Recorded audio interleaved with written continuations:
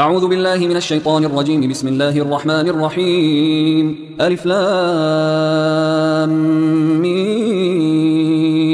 ذلك الكتاب لا ريب فيه هدى للمتقين الذين يؤمنون بالغيب ويقيمون الصلاة ومما رزقناهم ينفقون والذين يؤمنون بما أنزل إليك وما أنزل من قبلك وبالآخرة هم يوقنون أولئك على هدى من ربهم وأولئك هم المفلحون. إن الذين كفروا سواء عليهم أأنذرتهم أم لم تنذرهم لا يؤمنون. ختم الله على قلوبهم وعلى سمعهم وعلى أبصارهم غشاوة ولهم عذاب عظيم. ومن الناس من يقول آمنا بالله وباليوم الآخر وما هم بمؤمنين يخادعون الله والذين آمنوا وما يخدعون إلا أنفسهم وما يشعرون. في قلوبهم مرض فزادهم الله مرضا ولهم عذاب أليم بما كانوا يكذبون. وإذا قيل لهم لا تفسدوا في الأرض قالوا إنما نحن مصلحون ألا إنهم هم المفسدون ولكن لا يشعرون. وإذا قيل لهم آمنوا كما آمن الناس قالوا أنؤمن كما آمن السفهاء ألا إنهم هم السفهاء ولكن لا يعلمون. وإذا لقوا الذين آمنوا قالوا آمنا وإذا خلوا إلى شياطينهم قالوا إنا معكم إنما نحن مستهزئون. الله يستهزئ بهم ويمدهم في طغيانهم يعمهون. أولئك الذين اشتروا الضلالة بالهدى فما ربحت تجارتهم وما كانوا مهتدين. مثلهم كمثل الذي استوقد نارا فلما أضاءت ما حوله ذهب الله بنورهم وتركهم في ظلمات لا يبصرون. صم بكم عمي فهم لا يرجعون. أو كصيب من السماء فيه ظلمات ورعد وبرق يجعلون أصابعهم في آذانهم من الصواعق حذر الموت والله محيط بالكافرين. يكاد البرق يخطف أبصارهم كلما أضاء لهم مشوا فيه وإذا أظلم عليهم قاموا ولو شاء الله لذهب بسمعهم وأبصارهم إن الله على كل شيء قدير. يا أيها الناس اعبدوا ربكم الذي خلقكم والذين من قبلكم لعلكم تتقون الذي جعل لكم الأرض فراشا والسماء بناء وأنزل من السماء ماء فأخرج به من الثمرات رزقا لكم فلا تجعلوا لله أندادا وأنتم تعلمون. وإن كنتم في ريب مما نزلنا على عبدنا فأتوا بسورة من مثله وادعوا شهداءكم من دون الله إن كنتم صادقين فإن لم تفعلوا ولن تفعلوا فاتقوا النار التي وقودها الناس والحجارة أعدت للكافرين. وبشر الذين آمنوا وعملوا الصالحات أن لهم جنات تجري من تحتها الأنهار كلما رزقوا منها من ثمرة رزقا قالوا هذا الذي رزقنا من قبل وأتوا به متشابها ولهم فيها أزواج مطهرة وهم فيها خالدون. إن الله لا يستحيي أن يضرب مثلا ما بعوضة فما فوقها فأما الذين آمنوا فيعلمون أنه الحق من ربهم وأما الذين كفروا فيقولون ماذا أراد الله بهذا مثلا يضل به كثيرا ويهدي به كثيرا وما يضل به إلا الفاسقين الذين ينقضون عهد الله من بعد ميثاقه ويقطعون ما أمر الله به أن يوصل ويفسدون في الأرض أولئك هم الخاسرون. كيف تكفرون بالله وكنتم أمواتا فأحياكم ثم يميتكم ثم يحييكم ثم إليه ترجعون. هو الذي خلق لكم ما في الأرض جميعا ثم استوى إلى السماء فسواهن 7 سماوات وهو بكل شيء عليم. وإذ قال ربك للملائكة إني جاعل في الأرض خليفة قالوا أتجعل فيها من يفسد فيها ويسفك الدماء ونحن نسبح بحمدك ونقدس لك قال إني أعلم ما لا تعلمون. وعلم آدم الأسماء كلها ثم عرضهم على الملائكة فقال أنبئوني بأسماء هؤلاء إن كنتم صادقين. قالوا سبحانك لا علم لنا إلا ما علمتنا إنك أنت العليم الحكيم. قال يا آدم أنبئهم بأسمائهم فلما أنبأهم بأسمائهم قال ألم أقل لكم إني أعلم غيب السماوات والأرض وأعلم ما تبدون وما كنتم تكتمون. وإذ قلنا للملائكة اسجدوا لآدم فسجدوا إلا إبليس أبى واستكبر وكان من الكافرين. وقلنا يا آدم اسكن أنت وزوجك الجنة وكلا منها رغدا حيث شئتما ولا تقربا هذه الشجرة فتكونا من الظالمين. فأزلهما الشيطان عنها فأخرجهما مما كانا فيه وقلنا اهبطوا بعضكم لبعض عدو ولكم في الأرض مستقر ومتاع إلى حين فتلقى آدم من ربه كلمات فتاب عليه إنه هو التواب الرحيم قلنا اهبطوا منها جميعا فإما يأتينكم مني هدى فمن تبع هداي فلا خوف عليهم ولا هم يحزنون والذين كفروا وكذبوا بآياتنا أولئك أصحاب النار هم فيها خالدون يا بني إسرائيل اذكروا نعمتي التي أنعمت عليكم وأوفوا بعهدي أوف بعهدكم وإياي فارهبون وآمنوا بما أنزلت مصدقا لما معكم ولا تكونوا أول كافر به ولا تشتروا بآياتي ثمنا قليلا وإياي فاتقون ولا تلبسوا الحق بالباطل وتكتموا الحق وأنتم تعلمون وأقيموا الصلاة وآتوا الزكاة واركعوا مع الراكعين أتأمرون الناس بالبر وتنسون أنفسكم وأنتم تتلون الكتاب أفلا تعقلون واستعينوا بالصبر والصلاة وإنها لكبيرة إلا على الخاشعين الذين يظنون أنهم ملاقو ربهم وأنهم إليه راجعون يا بني إسرائيل اذكروا نعمتي التي أنعمت عليكم وأني فضلتكم على العالمين واتقوا يوما لا تجزي نفس عن نفس شيئا ولا يقبل منها شفاعة ولا يؤخذ منها عدل ولا هم ينصرون وإذ نجيناكم من آل فرعون يسومونكم سوء العذاب يذبحون أبناءكم ويستحيون نساءكم وفي ذلكم بلاء من ربكم عظيم وإذ فرقنا بكم البحر فأنجيناكم وأغرقنا آل فرعون وأنتم تنظرون وإذ واعدنا موسى 40 ليلة ثم اتخذتم العجل من بعده وأنتم ظالمون ثم عفونا عنكم من بعد ذلك لعلكم تشكرون وإذ آتينا موسى الكتاب والفرقان لعلكم تهتدون وإذ قال موسى لقومه يا قوم إنكم ظلمتم أنفسكم باتخاذكم العجل فتوبوا إلى بارئكم فاقتلوا أنفسكم ذلكم خير لكم عند بارئكم فتاب عليكم إنه هو التواب الرحيم وإذ قلتم يا موسى لن نؤمن لك حتى نرى الله جهرة فأخذتكم الصاعقة وأنتم تنظرون ثم بعثناكم من بعد موتكم لعلكم تشكرون وظللنا عليكم الغمام وأنزلنا عليكم المن والسلوى كلوا من طيبات ما رزقناكم وما ظلمونا ولكن كانوا أنفسهم يظلمون وإذ قلنا ادخلوا هذه القرية فكلوا منها حيث شئتم رغدا وادخلوا الباب سجدا وقولوا حطة نغفر لكم خطاياكم وسنزيد المحسنين فبدل الذين ظلموا قولا غير الذي قيل لهم فأنزلنا على الذين ظلموا رجزا من السماء بما كانوا يفسقون وإذ استسقى موسى لقومه فقلنا اضرب بعصاك الحجر فانفجرت منه 12 عينا قد علم كل أناس مشربهم كلوا واشربوا من رزق الله ولا تعثوا في الأرض مفسدين وإذ قلتم يا موسى لن نصبر على طعام واحد فادع لنا ربك يخرج لنا مما تنبت الأرض من بقلها وقثائها وفومها وعدسها وبصلها قال أتستبدلون الذي هو أدنى بالذي هو خير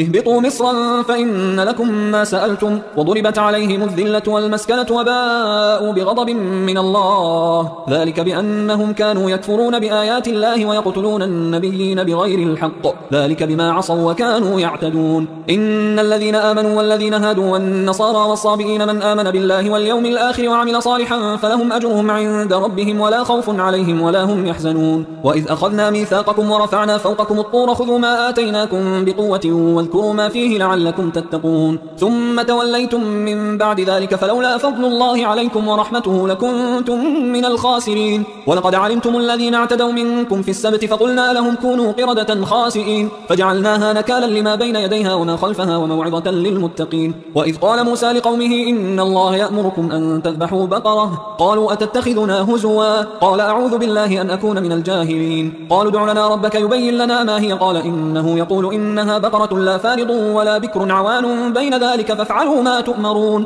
قالوا ادع لنا ربك يبين لنا ما لونها قال إنه يقول إنها بقرة صفراء فاقع لونها تسر الناظرين قالوا ادع لنا ربك يبين لنا ما هي إن البقرة شابه علينا وإنا إن شاء الله لمهتدون قال إنه يقول إنها بقرة لا ذلول تثير الأرض ولا تسقي الحرث مسلمة لا شية فيها قالوا الآن جئت بالحق فذبحوها وما كادوا يفعلون وإذ قتلتم نفسا فادارأتم فيها والله مخرج ما كنتم تكتمون فقلنا اضربوه ببعضها كذلك يحيي الله الموتى ويريكم آياته لعلكم تعقلون ثم قست قلوبكم من بعد ذلك فهي كالحجارة أو أشد قسوة وإن من الحجارة لما يتفجر منه الأنهار وإن منها لما يشقق يشقق فيخرج منه الماء وإن منها لما يهبط من خشية الله وما الله بغافل عما تعملون أفتطمعون أن يؤمنوا لكم وقد كان فريق منهم يسمعون كلام الله ثم يحرفونه من بعد ما عقلوه وهم يعلمون وإذا لقوا الذين آمنوا قالوا آمنا وإذا خلا بعضهم إلى بعض قالوا أتحدثونهم بما فتح الله عليكم ليحاجوكم به عند ربكم أفلا تعقلون أولا يعلمون أن الله يعلم ما يسرون وما يعلنون ومنهم أميون لا يعلمون الكتاب إلا أماني وإنهم إلا يظنون فويل للذين يكتبون الكتاب بأيديهم ثم يقولون هذا من عند الله ليشتروا به ثمنا قليلا فويل لهم مما كتبت أيديهم وويل لهم مما يكسبون وقالوا لن تمسنا النار إلا أياما معدودة قل أتخذتم عند الله عهدا فلن يخلف الله عهده أم تقولون على الله ما لا تعلمون بلى من كسب سيئة وأحاطت به خطيئته فأولئك أصحاب النار هم فيها خالدون والذين آمنوا وعملوا الصالحات أولئك أصحاب الجنة هم فيها خالدون وإذ أخذنا ميثاق بني إسرائيل لا تعبدون إلا الله وبالوالدين إحسانا وذي القربى واليتامى والمساكين وقولوا للناس حسنا وأقيموا الصلاة وآتوا الزكاة ثم توليتم إلا قليلا منكم وأنتم معرضون وإذ أخذنا ميثاقكم لا تسفكون دماءكم ولا تخرجون أنفسكم من دياركم ثم أقررتم وأنتم تشهدون ثم أنتم هؤلاء تقتلون أنفسكم وتخرجون فريقا منكم من ديارهم تظاهرون عليهم بالإثم والعدوان وإن يأتوكم أسارى تفادوهم وهو محرم عليكم إخراجهم أفتؤمنون ببعض الكتاب وتكفرون ببعض فما جزاء من يفعل ذلك منكم إلا خزي في الحياة الدنيا ويوم القيامة يردون إلى أشد العذاب وما الله بغافل عما تعملون أولئك الذين اشتروا الحياة الدنيا بالآخرة فلا يخفف عنهم العذاب ولا هم ينصرون ولقد آتينا موسى الكتاب وقفينا من بعده بالرسل وآتينا عيسى ابن مريم البينات وأيدناه بروح القدس أفكلما جاءكم رسول بما لا تهوى أنفسكم استكبرتم ففريقا كذبتم وفريقا تقتلون وقالوا قلوبنا غلف بل لعنهم الله بكفرهم فقليلا ما يؤمنون ولما جاءهم كتاب من عند الله مصدق لما معهم وكانوا من قبل يستفتحون على الذين كفروا فلما جاءهم ما عرفوا كفروا به فلعنة الله على الكافرين بئس ما اشتروا به أنفسهم أن يكفروا بما أنزل الله بغيا أن ينزل الله من فضله على من يشاء من عباده فباءوا بغضب على غضب وللكافرين عذاب مهين وإذا قيل لهم آمنوا بما أنزل الله قالوا نؤمن بما أنزل علينا ويكفرون بما وراءه وهو الحق مصدقا لما معهم قل فلم تقتلون أنبياء الله من قبل إن كنتم مؤمنين ولقد جاءكم موسى بالبينات ثم اتخذتم العجل من بعده وأنتم ظالمون وإذ أخذنا ميثاقكم ورفعنا فوقكم الطور خذوا ما آتيناكم بقوة واسمعوا قالوا سمعنا وعصينا وأشربوا في قلوبهم العجل بكفرهم قل بئس ما يأمركم به إيمانكم إن كنتم مؤمنين قل إن كانت لكم الدار الآخرة عند الله خالصة من دون الناس فتمنوا الموت إن كنتم صادقين ولن يتمنوه أبدا بما قدمت أيديهم والله عليم بالظالمين ولتجدنهم أحرص الناس على حياة ومن الذين أشركوا يود أحدهم لو يعمر 1000 سنة وما هو بمزحزحه من العذاب أن يعمر والله بصير بما يعملون قل من كان عدوا لجبريل فإنه نزله على قلبك بإذن الله مصدقا لما بين يديه وهدى وبشرى للمؤمنين من كان عدوا لله وملائكته ورسله وجبريل وميكال فإن الله عدو للكافرين ولقد أنزلنا إليك آيات بينات وما يكفر بها إلا الفاسقون أو كلما عاهدوا عهدا نبذه فريق منهم بل أكثرهم لا يؤمنون ولما جاءهم رسول من عند الله مصدق لما معهم نبذ فريق من الذين أوتوا الكتاب كتاب الله وراء ظهورهم كأنهم لا يعلمون واتبعوا ما تتلو الشياطين على ملك سليمان وما كفر سليمان ولكن الشياطين كفروا يعلمون الناس السحر وما أنزل على الملكين ببابل هاروت وماروت وما يعلمان من أحد حتى يقولا إنما نحن فتنة فلا تكفر فيتعلمون منهما ما يفرقون به بين المرء وزوجه وما هم بضارين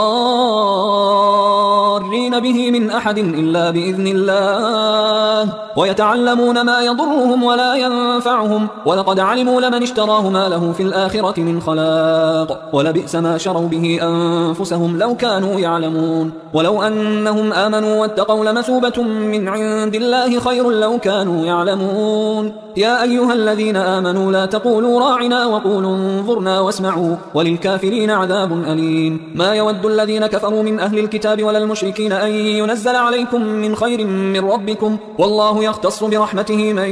يشاء والله ذو الفضل العظيم ما ننسخ من آية أو ننسها نأتي بخير منها أو مثلها ألم تعلم أن الله على كل شيء قدير ألم تعلم أن الله له ملك السماوات والأرض وما لكم من دون الله من ولي ولا نصير أم تريدون أن تسألوا رسولكم كما سئل موسى من قبل ومن يتبدل الكفر بالإيمان فقد ضل سواء السبيل ود كثير من أهل الكتاب لو يردونكم من بعد إيمانكم كفارا حسدا من عند أنفسهم من بعد ما تبين لهم الحق فاعفوا واصفحوا حتى يأتي الله بأمره إن الله على كل شيء قدير وأقيموا الصلاة وآتوا الزكاة وما تقدموا لأنفسكم من خير تجدوه عند الله إن الله بما تعملون بصير وقالوا لن يدخل الجنة إلا من كان هودا أو نصارى تلك أمانيهم قل هاتوا برهانكم إن كنتم صادقين بلى من أسلم وجهه لله وهو محسن فله أجره عند ربه ولا خوف عليهم ولا هم يحزنون وقالت اليهود ليست النصارى على شيء وقالت النصارى ليست اليهود على شيء وهم يتلون الكتاب كذلك قال الذين لا يعلمون مثل قولهم فالله يحكم بينهم يوم القيامة فيما كانوا فيه يختلفون ومن أظلم ممن منع مساجد الله أن يذكر فيها اسمه وسعى في خرابها أولئك ما كان لهم أن يدخلوها إلا خائفين لهم في الدنيا خزي ولهم في الآخرة عذاب عظيم ولله المشرق والمغرب فأينما تولوا فثم وجه الله إن الله واسع عليم وقالوا اتخذ الله ولدا سبحانه بل له ما في السماوات والأرض كل له قانتون بديع السماوات والأرض وإذا قضى أمرا فإنما يقول له كن فيكون وقال الذين لا يعلمون لولا يكلمنا الله أو تأتينا آية كذلك قال الذين من قبلهم مثل قولهم تشابهت قلوبهم قد بينا الآيات لقوم يوقنون إنا أرسلناك بالحق بشيرا ونذيرا ولا تسأل عن أصحاب الجحيم ولن ترضى عنك اليهود ولا النصارى حتى تتبع ملتهم قل إن هدى الله هو الهدى ولئن اتبعت أهواءهم بعد الذي جاءك من العلم ما لك من الله من ولي ولا نصير الذين آتيناهم الكتاب يتلونه حق تلاوته أولئك يؤمنون به ومن يكفر به فأولئك هم الخاسرون يا بني إسرائيل اذكروا نعمتي التي أنعمت عليكم وأني فضلتكم على العالمين واتقوا يوما لا تجزي نفس عن نفس شيئا ولا يقبل منها عدل ولا تنفعها شفاعة ولا هم ينصرون وإذ ابتلى إبراهيم ربه بكلمات فأتمهن قال إني جاعلك للناس إماما قال ومن ذريتي قال لا ينال عهد الظالمين وإذ جعلنا البيت مثابة للناس وأمنا واتخذوا من مقام إبراهيم مصلى وعهدنا إلى إبراهيم وإسماعيل أن طهرا بيتي للطائفين والعاكفين والركع السجود وإذ قال إبراهيم رب اجعل هذا بلدا آمنا وارزق أهله من الثمرات من آمن منهم بالله واليوم الآخر قال ومن كفر فأمتعه قليلا ثم أضطره إلى عذاب النار وبئس المصير وإذ يرفع إبراهيم القواعد من البيت وإسماعيل ربنا تقبل منا إنك أنت السميع العليم ربنا وجعلنا مسلمين لك ومن ذريتنا أمة مسلمة لك وأرنا مناسكنا وتب علينا إنك أنت التواب الرحيم ربنا وبعث فيهم رسولا منهم يتلو عليهم آياتك ويعلمهم الكتاب والحكمة والحكمة ويزكيهم إنك أنت العزيز الحكيم ومن يرغب عن ملة إبراهيم إلا من سفه نفسه ولقد اصطفيناه في الدنيا وإنه في الآخرة لمن الصالحين إذ قال له ربه أسلم قال أسلمت لرب العالمين ووصى بها إبراهيم بنيه ويعقوب يا بني إن الله اصطفى لكم الدين فلا تموتن إلا وأنتم مسلمون أم كنتم شهداء إذ حضر يعقوب الموت إذ قال لبنيه ما تعبدون من بعدي قالوا نعبد إلهك وإله آبائك إبراهيم وإسماعيل وإسحاق إلها واحدا ونحن له مسلمون تلك أمة قد خلت لها ما كسبت ولكم ما كسبتم ولا تسألون عما كانوا يعملون وقالوا كونوا هودا أو نصارى تهتدوا قل بل ملة إبراهيم حنيفا وما كان من المشركين قولوا آمنا بالله وما أنزل إلينا وما أنزل إلى إبراهيم وإسماعيل وإسحاق ويعقوب والأسباط وما أوتي موسى وعيسى وما أوتي النبيون من ربهم لا نفرق بين أحد منهم ونحن له مسلمون فإن آمنوا بمثل ما آمنتم به فقد اهتدوا وإن تولوا فإنما هم في شقاق فسيكفيكهم الله وهو السميع العليم صبغة الله ومن أحسن من الله صبغة ونحن له عابدون قل أتحاجوننا في الله وهو ربنا وربكم ولنا أعمالنا ولكم أعمالكم ونحن له مخلصون أم تقولون إن إبراهيم وإسماعيل وإسحاق ويعقوب والأسباط كانوا هودا أو نصارى قل أأنتم أعلم أم الله ومن أظلم ممن كتم شهادة عنده من الله وما الله بغافل عما تعملون تلك أمة قد خلت لها ما كسبت ولكم ما كسبتم ولا تسألون عما كانوا يعملون سيقول السفهاء من الناس ما ولاهم عن قبلتهم التي كانوا عليها قل لله المشرق والمغرب يهدي من يشاء إلى صراط مستقيم وكذلك جعلناكم أمة وسطا لتكونوا شهداء على الناس ويكون الرسول عليكم شهيدا وما جعلنا القبلة التي كنت عليها إلا لنعلم من يتبع الرسول ممن ينقلب على عقبيه وإن كانت لكبيرة إلا على الذين هدى الله وما كان الله ليضيع إيمانكم إن الله بالناس لرؤوف رحيم قد نرى تقلب وجهك في السماء فلنولينك قبلة ترضاها فول وجهك شطر المسجد الحرام وحيث ما كنتم فولوا وجوهكم شطره وإن الذين أوتوا الكتاب ليعلمون أنه الحق من ربهم وما الله بغافل عما يعملون ولئن أتيت الذين أوتوا الكتاب بكل آية ما تبعوا قبلتك وما أنت بتابع قبلتهم وما بعضهم بتابع قبلة بعض ولئن اتبعت أهواءهم من بعد ما جاءك من العلم إنك إذا لمن الظالمين الذين آتيناهم الكتاب يعرفونه كما يعرفون أبناءهم وإن فريقا منهم ليكتمون الحق وهم يعلمون الحق من ربك فلا تكونن من الممترين ولكل وجهة هو موليها فاستبقوا الخيرات أينما تكونوا يأتي بكم الله جميعا إن الله على كل شيء قدير ومن حيث خرجت فول وجهك شطر المسجد الحرام وإنه للحق من ربك وما الله بغافل عما تعملون ومن حيث خرجت فول وجهك شطر المسجد الحرام وحيث ما كنتم فولوا وجوهكم شطره لئلا يكون للناس عليكم حجة إلا الذين ظلموا منهم فلا تخشوهم واخشوني ولأتم نعمتي عليكم ولعلكم تهتدون كما أرسلنا فيكم رسولا منكم يتلو عليكم آياتنا ويزكيكم ويعلمكم الكتاب والحكمة ويعلمكم ما لم تكونوا تعلمون فاذكروني أذكركم واشكروا لي ولا تكفرون يا أيها الذين آمنوا استعينوا بالصبر والصلاة إن الله مع الصابرين ولا تقولوا لمن يقتل في سبيل الله أموات بل أحياء ولكن لا تشعرون ولنبلونكم بشيء من الخوف والجوع ونقص من الأموال والأنفس والثمرات وبشر الصابرين الذين إذا أصابتهم مصيبة قالوا إنا لله وإنا إليه راجعون أولئك عليهم صلوات من ربهم ورحمة وأولئك هم المهتدون إن الصفا والمروة من شعائر الله فمن حج البيت أو اعتمر فلا جناح عليه أن يطوف بهما ومن تطوع خيرا فإن الله شاكر عليم إن الذين يكتمون ما أنزلنا من البينات والهدى من بعد ما بيناه للناس في الكتاب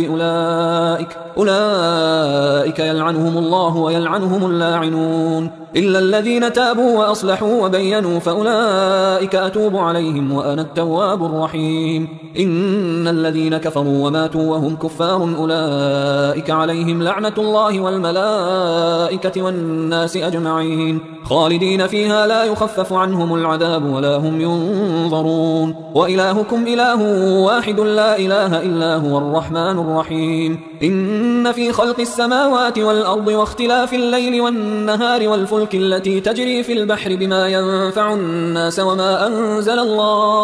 وما أنزل الله من السماء من ماء فأحيا به الأرض بعد موتها وبث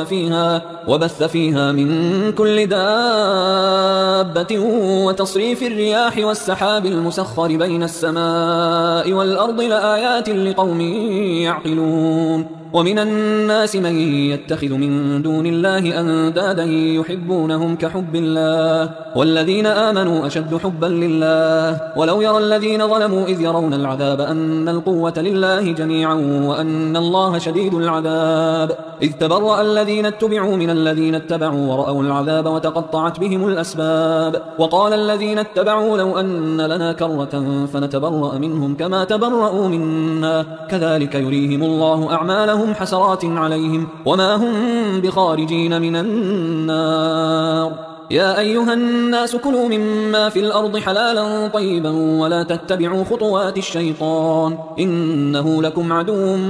مبين إنما يأمركم بالسوء والفحشاء وأن تقولوا على الله ما لا تعلمون وإذا قيل لهم اتبعوا ما أنزل الله قالوا بل نتبع ما ألفينا عليه آباءنا أولو كان آباؤهم لا يعقلون شيئا ولا يهتدون ومثل الذين كفروا كمثل الذي ينعق بما لا يسمع إلا دعاء ونداء صم بكم عمي فهم لا يعقلون يا أيها الذين آمنوا كلوا من طيبات ما رزقناكم واشكروا لله إن كنتم إياه تعبدون إنما حرم عليكم الميتة والدم ولحم الخنزير وما أهل به لغير الله فمن اضطر غير باغ ولا عاد فلا إثم عليه إن الله غفور رحيم إن الذين يكتمون ما أنزل الله من الكتاب ويشترون به ثمنا قليلا أولئك ما يأكلون في بطونهم إلا النار ولا يكلمهم الله يوم القيامة ولا يزكيهم ولهم عذاب أليم أولئك الذين اشتروا الضلالة بالهدى والعذاب بالمغفرة فما أصبرهم على النار ذلك بأن الله نزل الكتاب بالحق وإن الذين اختلفوا في الكتاب لفي شقاق بعيد ليس البر أن تولوا وجوهكم قبل المشرق والمغرب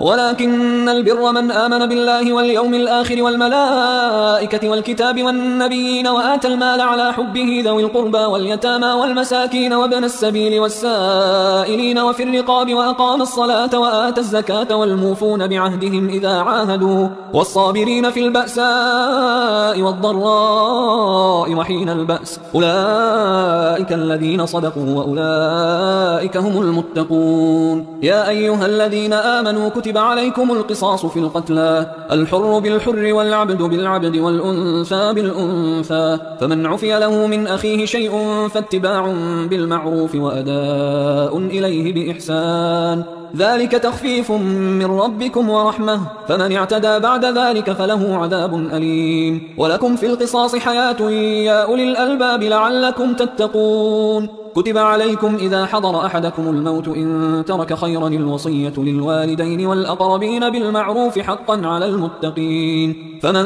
بدله بعدما سمعه فإنما إثمه على الذين يبدلونه إن الله سميع عليم فمن خاف من موص جنفا أو إثما فأصلح بينهم فلا إثم عليه إن الله غفور رحيم يا أيها الذين آمنوا كتب عليكم الصيام كما كتب على الذين من قبلكم لعلكم تتقون أياما معدودات فمن كان منكم مريضا أو على سفر فعدة من أيام أخر وعلى الذين يطيقونه فدية طعام مسكين فمن تطوع خيرا فهو خير له وأن تصوموا خير لكم إن كنتم تعلمون شهر رمضان الذي أنزل فيه القرآن هدى للناس وبينات من الهدى والفرقان فمن شهد منكم الشهر فليصمه ومن كان مريضا أو على سفر فعدة من أيام أخر يريد الله بكم اليسر ولا يريد بكم العسر ولتكملوا العدة ولتكبروا الله على ما هداكم ولعلكم تشكرون وإذا سألك عبادي عني فإني قريب أجيب دعوة الداعي إذا دعان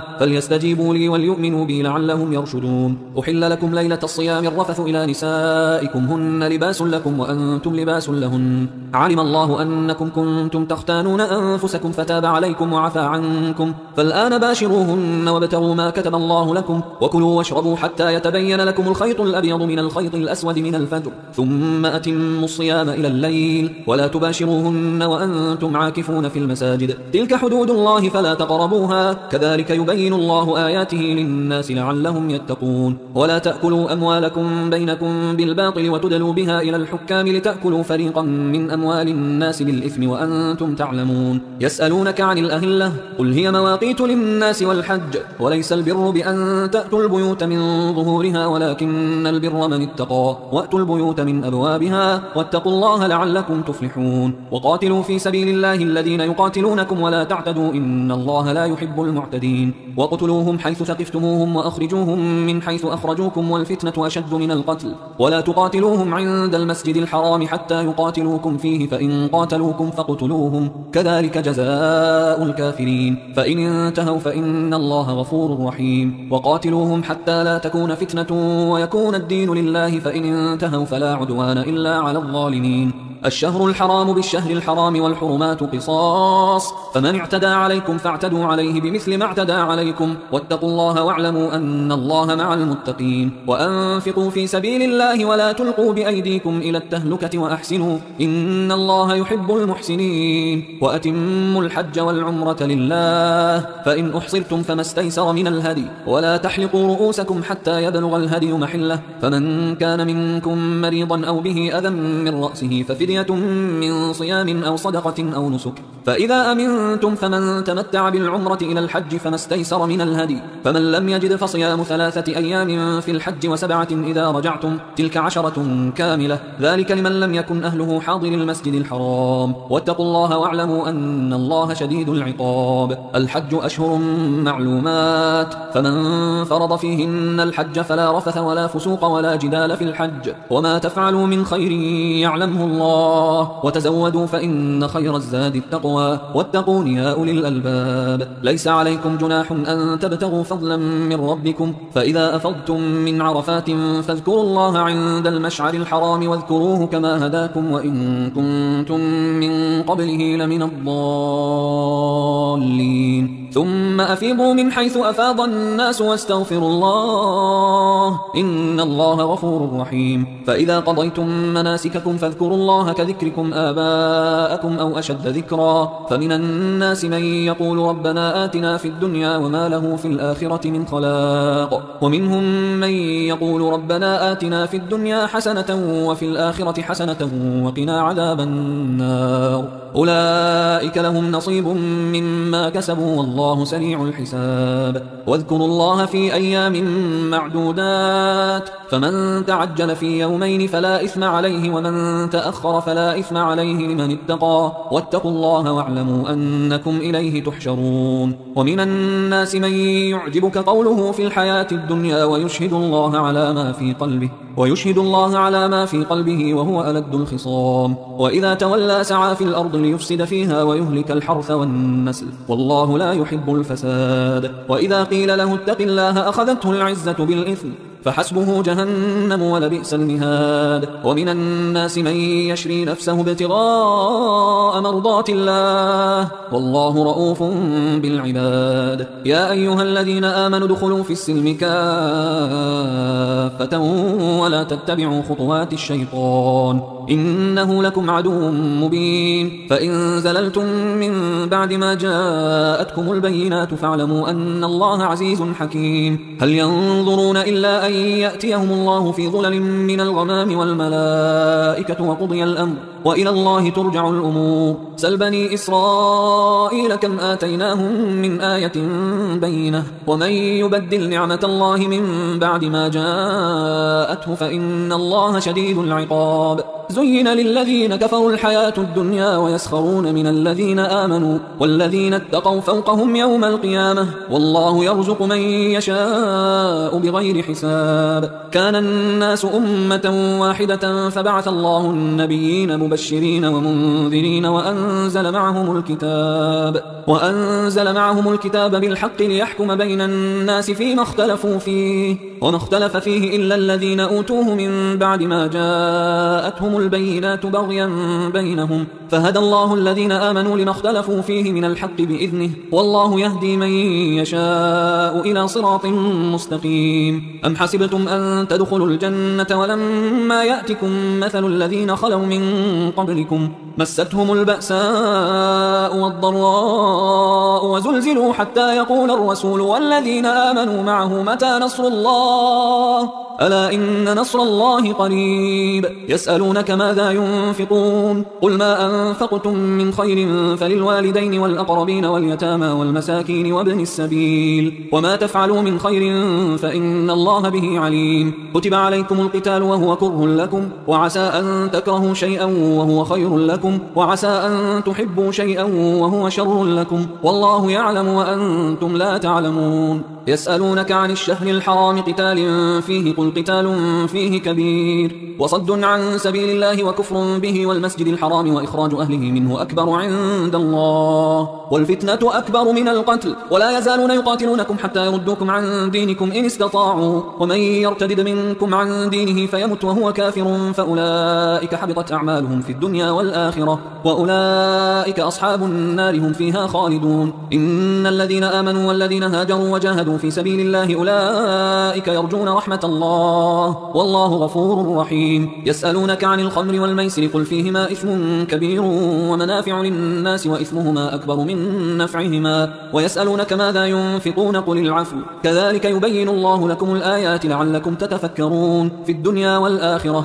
ويسألونك عن اليتامى قل إصلاح لهم خير وإن تخالطوهم فإخوانكم والله يعلم المفسد من المصلح ولو شاء الله لأعنتكم إن الله عزيز حكيم. ولا تنكحوا المشركات حتى يؤمن ولأمة مؤمنة خير من مشركة ولو أعجبتكم ولا تنكحوا المشركين حتى يؤمنوا ولعبد مؤمن خير من مشرك ولو أعجبكم أولئك يدعون إلى النار والله يدعو إلى الجنة والمغفرة بإذنه ويبين آياته للناس لعلهم يتذكرون. ويسألونك عن المحيض قل هو أذى فاعتزلوا النساء في المحيض ولا تقربوهن حتى يطهرن فإذا تطهرن فأتوهن من حيث أمركم الله إن الله يحب التوابين ويحب المتطهرين. نساؤكم حرث لكم فأتوا حرثكم أنا شئتم وقدموا لأنفسكم واتقوا الله واعلموا أنكم ملاقوه وبشر المؤمنين. ولا تجعلوا الله عرضة لأيمانكم أن تبروا وتتقوا وتصلحوا بين الناس والله سميع عليم. لا يؤاخذكم الله باللغو في أيمانكم ولكن يؤاخذكم بما كسبت قلوبكم والله غفور حليم. للذين يؤلون من نسائهم تربص 4 أشهر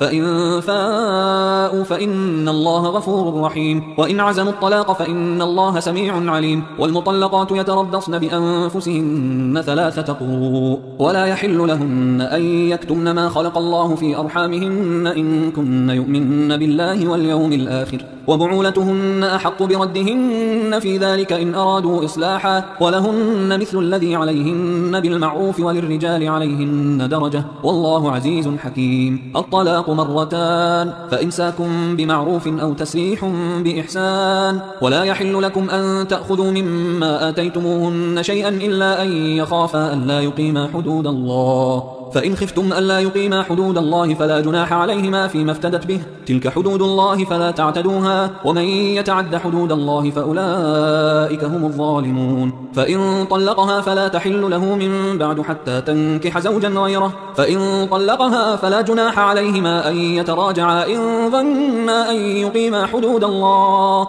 وتلك حدود الله يبينها لقوم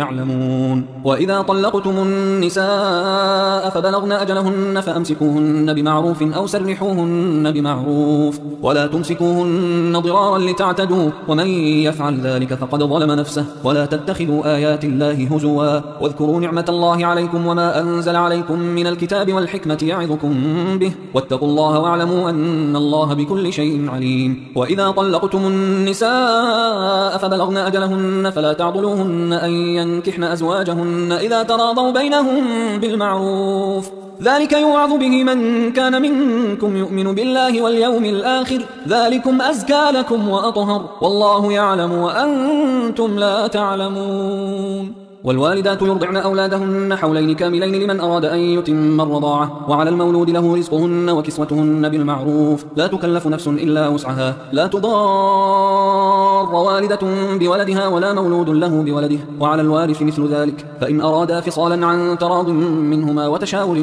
فلا جناح عليهما. وإن أردتم أن تسترضعوا أولادكم فلا جناح عليكم إذا سلمتم ما آتيتم بالمعروف واتقوا الله واعلموا أن الله بما تعملون بصير. والذين يتوفون منكم ويذرون أزواجا يتربصن بأنفسهن 4 أشهر و10 فإذا بلغن أجلهن فلا جناح عليكم فيما فعلن في أنفسهن بالمعروف والله بما تعملون خبير. ولا جناح عليكم فيما عرضتم به من خطبة النساء أو أكننتم في أنفسكم علم الله أنكم ستذكرونهن ولكن لا تواعدوهن سرا إلا أن تقولوا قولا معروفا ولا تعزموا عقدة النكاح حتى يبلغ الكتاب أجله واعلموا أن الله يعلم ما في أنفسكم فاحذروه واعلموا أن الله غفور حليم. لا جناح عليكم إن طلقتم النساء ما لم تمسوهن أو تفرضوا لهن فريضة ومتعوهن على الموسع قدره وعلى المقتر قدره متاعا بالمعروف حقا على المحسنين. وإن طلقتموهن من قبل أن تمسوهن وقد فرضتم لهن فريضة فنصف ما فرضتم إلا أن يعفون أو يعفو الذي بيده عقدة النكاح وأن تعفوا أقرب للتقوى ولا تنسوا الفضل بينكم إن الله بما تعملون بصير. حافظوا على الصلوات والصلاة الوسطى وقوموا لله قانتين فإن خفتم فرجالا أو ركبانا فإذا أمنتم فاذكروا الله كما علمكم ما لم تكونوا تعلمون. والذين يتوفون منكم ويذرون أزواجا وصية لأزواجهم متاعا إلى الحول غير إخراج فإن خرجن فلا جناح عليكم فيما فعلن في أنفسهن من معروف والله عزيز حكيم. وللمطلقات متاع بالمعروف حقا على المتقين كذلك يبين الله لكم آياته لعلكم تعقلون. ألم تر إلى الذين خرجوا من ديارهم وهم ألوف حذر الموت فقال لهم الله موتوا ثم أحياهم إن الله لذو فضل على الناس ولكن أكثر الناس لا يشكرون. وقاتلوا في سبيل الله واعلموا أن الله سميع عليم. من ذا الذي يقرض الله قرضا حسنا فيضاعفه له أضعافا كثيرة والله يقبض ويبسط وإليه ترجعون. ألم تر إلى الملأ من بني إسرائيل من بعد موسى إذ قالوا لنبي له ابعث لنا ملكا نقاتل في سبيل الله قال هل عسيتم إن كتب عليكم القتال ألا تقاتلوا قالوا وما لنا ألا نقاتل في سبيل الله وقد أخرجنا من ديارنا وأبنائنا فلما كتب عليهم القتال تولوا إلا قليلا منهم والله عليم بالظالمين. وقال لهم نبيهم إن الله قد بعث لكم طالوت ملكا قالوا أنى يكون له الملك علينا ونحن أحق بالملك منه ولم يؤت سعة من المال قال إن الله اصطفاه عليكم وزاده بسطة في العلم والجسم والله يؤتي ملكه من يشاء والله واسع عليم. وقال لهم نبيهم إن آية ملكه أن يأتيكم التابوت فيه سكينة من ربكم وبقية مما ترك آل موسى وآل هارون تحمله الملائكة إن في ذلك لآية لكم إن كنتم مؤمنين. فلما فصل طالوت بالجنود قال إن الله مبتليكم بنهر فمن شرب منه فليس مني ومن لم يطعمه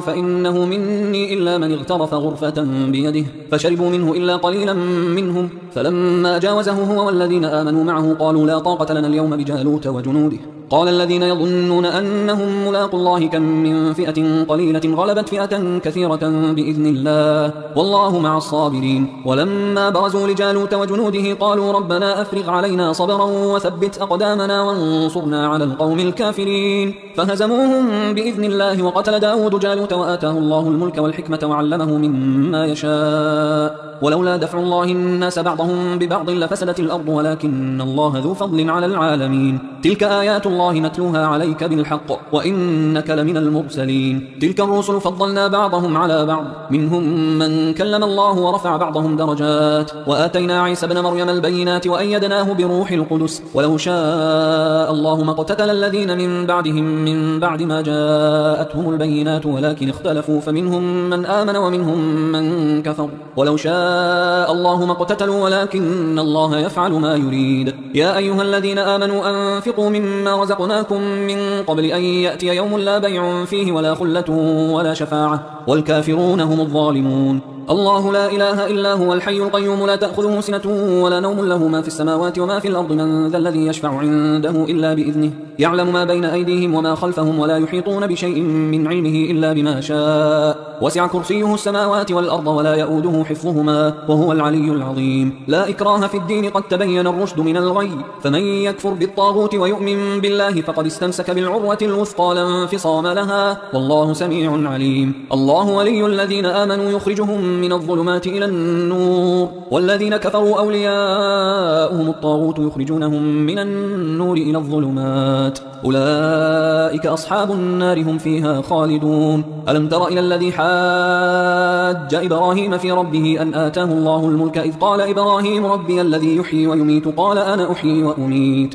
قال إبراهيم فإن الله يأتي بالشمس من المشرق فأت بها من المغرب فبهت الذي كفر والله لا يهدي القوم الظالمين. أو كالذي مر على قرية وهي خاوية على عروشها قال أنى يحيي هذه الله بعد موتها فأماته الله 100 عام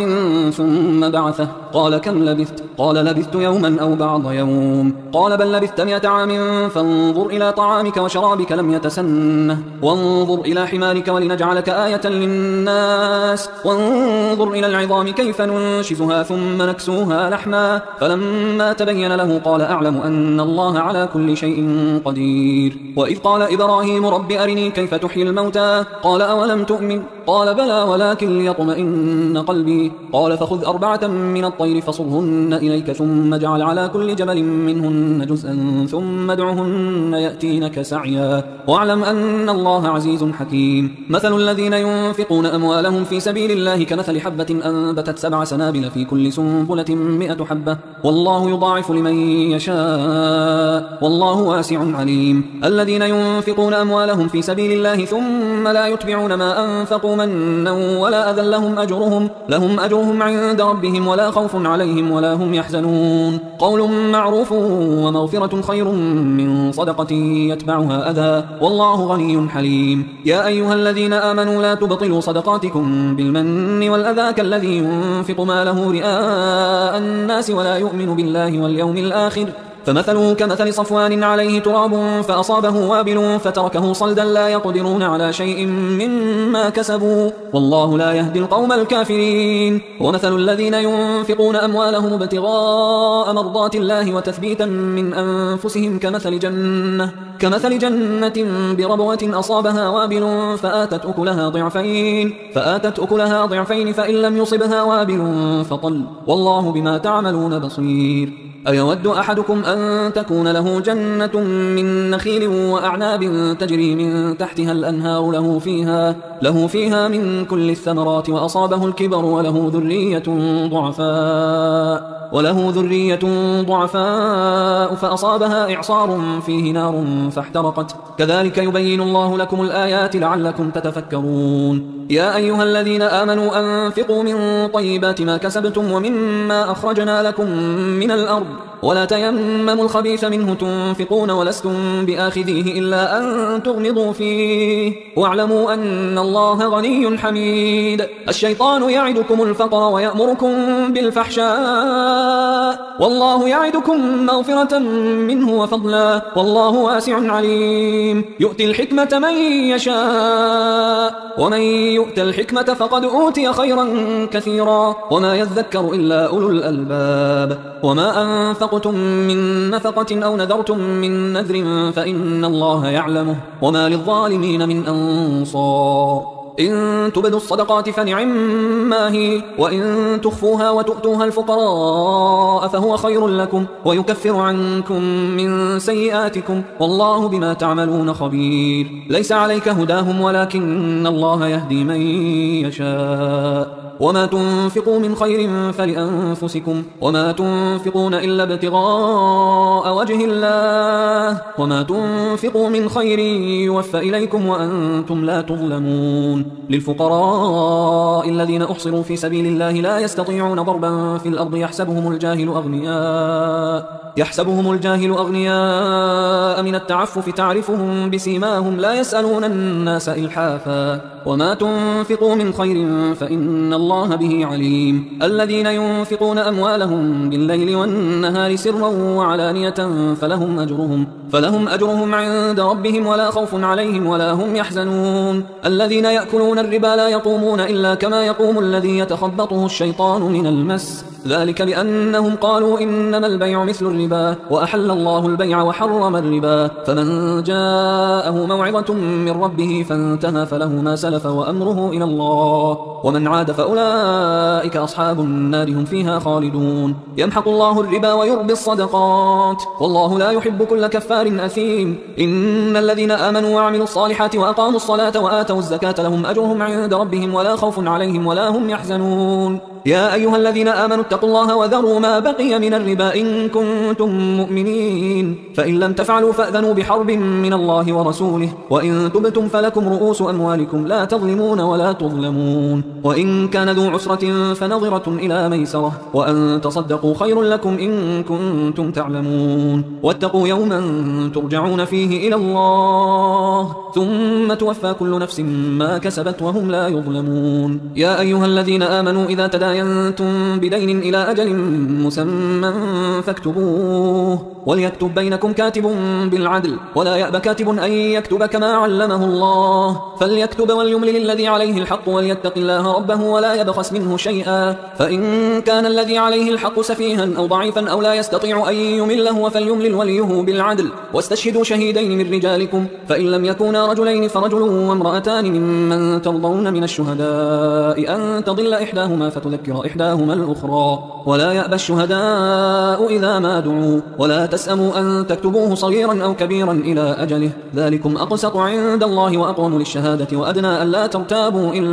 إلا أن تكون تجارة حاضرة تديرونها بينكم فليس عليكم جناح ألا تكتبوها وأشهدوا إذا تبايعتم ولا يضار كاتب ولا شهيد وإن تفعلوا فإنه فسوق بكم واتقوا الله ويعلمكم الله والله بكل شيء عليم. وإن كنتم على سفر ولم تجدوا كاتبا فرهان مقبوضة فإن أمن بعضكم بعضا فليؤدي الذي اؤتمن أمانته وليتق الله ربه ولا تكتموا الشهادة ومن يكتمها فإنه آثم قلبه والله بما تعملون عليم. لله ما في السماوات وما في الأرض وإن تبدوا ما في أنفسكم أو تخفوه يحاسبكم به الله فيغفر لمن يشاء ويعذب من يشاء والله على كل شيء قدير. آمن الرسول بما أنزل إليه من ربه والمؤمنون كل آمن بالله وملائكته وكتبه ورسله لا نفرق بين أحد من رسله وقالوا سمعنا وأطعنا غفرانك ربنا وإليك المصير. لا يكلف الله نفسا إلا وسعها لها ما كسبت وعليها ما اكتسبت ربنا لا تؤاخذنا إن نسينا أو أخطأنا وارحمنا ربنا ولا تحمل علينا إصرا كما حملته على الذين من قبلنا ربنا ولا تحملنا ما لا طاقة لنا به واعف عنا واغفر لنا وارحمنا أنت مولانا فانصرنا على القوم الكافرين.